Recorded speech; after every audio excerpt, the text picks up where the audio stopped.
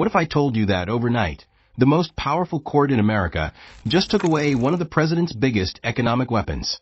And it could change the price of everything you buy, from your morning coffee to your next car. For decades, tariffs, those extra fees placed on foreign goods, have quietly shaped the way our economy works. They were meant to make imported products more expensive, so American companies could compete. But here's the flip side. Those same tariffs often push up the price of everyday essentials, clothes, phones, groceries, making life more expensive for all of us. And now, in a jaw-dropping move, the U.S. Supreme Court has said, enough. In a landmark ruling, the justices declared that former President Trump went too far in using these powers. This isn't just about taxes. It's about who truly controls America's economic game plan, that a tariff is basically an economic barrier.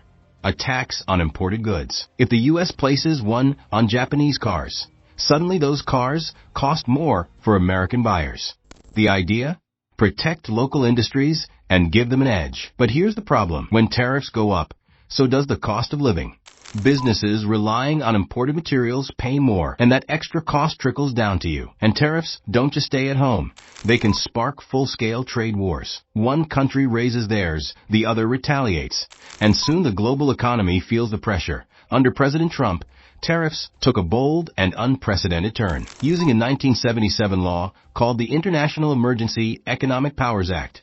Originally intended for national security crises like terrorism or sanctions against hostile nations, Trump declared trade deficits a national emergency. This allowed him to impose sweeping tariffs without going through Congress, something no president had ever done before. Small business owners pushed back hard, arguing this was an overreach, that trade deficits aren't wars and shouldn't be treated like one. Courts agreed, from lower courts to the appeals level, and finally at the Supreme Court. The decision was the same. Only Congress has the authority to make major trade policy decisions. The ripple effects were immediate.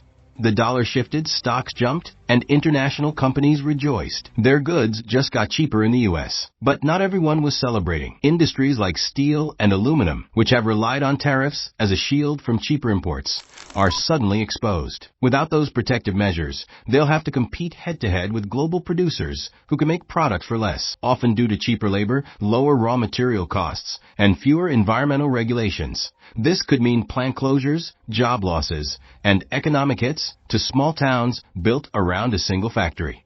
Not just factory workers would be affected, truckers, suppliers, repair services, even local diners could feel the pain. Skilled workers may have to retrain for entirely new careers. But there's another side to the coin. Importers will see costs drop, giving them more room to innovate, expand, and lower prices for customers. Tech companies, automakers, and retailers who depend on overseas parts could become more competitive, and maybe even pass savings along to consumers. And perhaps the biggest change? Predictability. No more sudden, late-night tariff announcements that can throw entire industries into chaos. With Congress back in control, trade decisions will go through public debate, hearings, and votes. A slower process, but far more transparent. For many businesses, this newfound stability represents more than just a sigh of relief. It's the foundation for long-term survival and growth. For years, companies across multiple industries have operated under a cloud of uncertainty, where a single presidential announcement, press conference,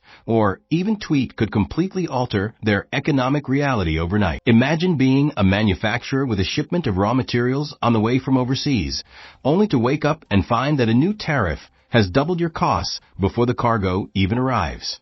That kind of unpredictability doesn't just disrupt short-term operations. It makes it almost impossible to craft a coherent business strategy.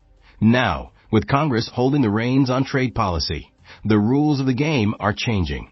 Legislative debate, hearings, and public votes might not be quick, but they are deliberate. Businesses will have time to prepare for policy shifts rather than scrambling to adjust after the fact. A car manufacturer, for example, can secure multi-year contracts for steel and aluminum, confident that sudden import taxes won't shatter their profit margins mid-production.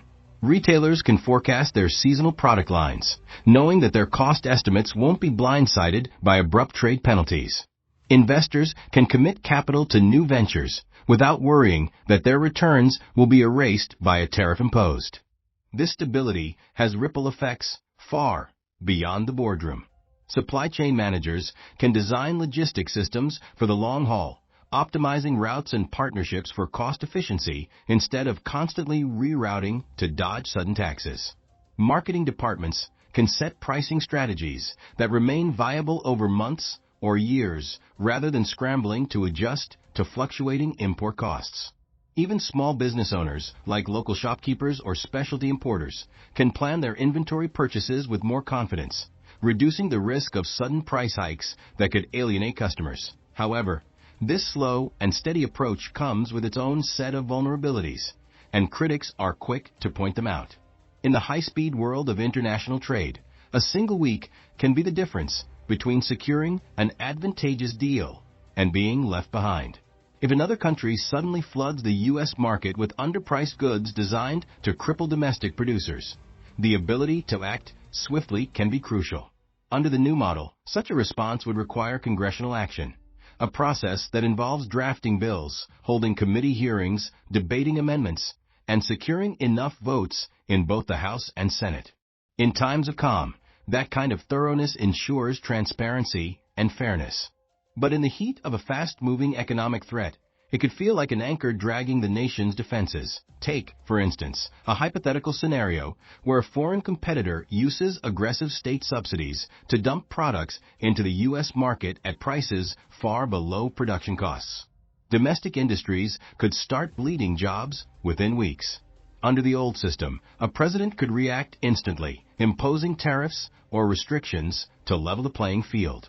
Now, the same with each side making concessions and demands in rapid succession. Without the ability for the executive branch to act quickly, the U.S. might lose leverage in these high-stakes negotiations. Competitor nations, aware of America's slower legislative process, could exploit this by introducing sudden trade and debate. The U.S. can better weigh the pros and cons of each policy, ensuring that trade measures are grounded in strategy rather than political expediency. Furthermore, businesses can adapt their operations to slower decision-making cycles by building in buffers, diversifying suppliers, and maintaining contingency plans. For some sectors, this stability could be transformative. Tech companies dependent on complex global supply chains can now invest heavily in research and development without fearing that an overnight tariff will render their projects unprofitable. As construction companies lock in prices for imported lumber, steel, and fixtures without worrying about sudden tariff spikes inflating costs mid-project. This moment marks a turning point in America's trade history. For some industries, the loss of tariff protection will be a brutal adjustment. For others, it's a chance to grow, explore new markets, and operate without fear of sudden policy shifts. But at its core, this ruling wasn't just about tariffs. It was about the Constitution. It was about the limits of presidential power and the right of citizens to challenge it. The fight over tariffs may be over, but the battle for America's economic future is just getting started. With Congress back in the driver's seat, the next chapter promises fierce debates, big decisions, and global consequences. So, is this the beginning of a stronger, fairer economy?